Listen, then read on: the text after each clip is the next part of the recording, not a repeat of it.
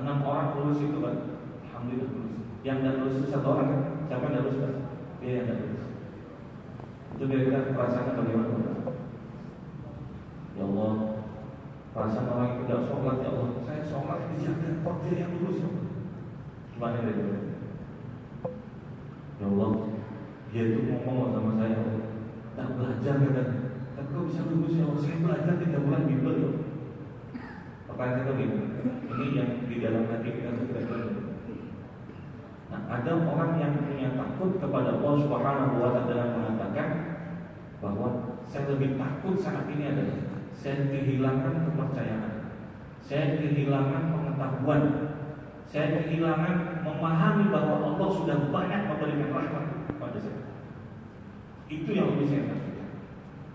Lalu dia tanamkan dalam hatinya, mungkin ada takdir yang lebih baik, mungkin Allah sedang menyiapkan sesuatu yang lebih baik.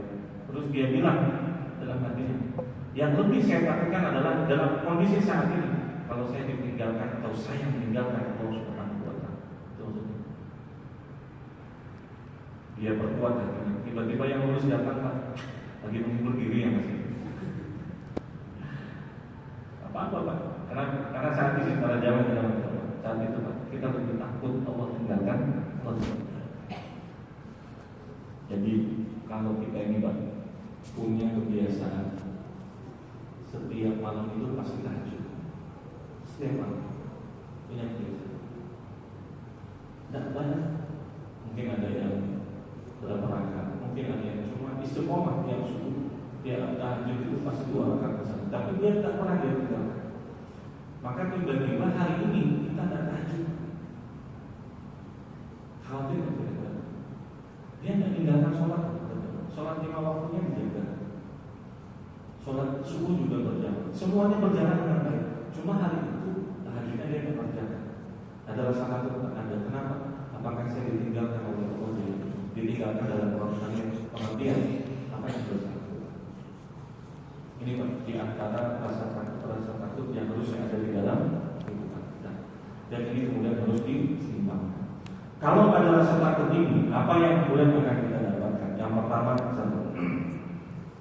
Syekh Sibli rahimahullah ta'ala mengatakan, orang yang mempunyai rasa takut,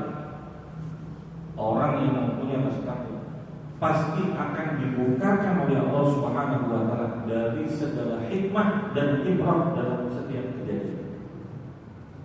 Oh ini hikmah, oh ini ibrah. Yang kedua, orang yang punya takut kepada Allah Subhanahu wa Ta'ala pasti akan dijaga daripada maksiat.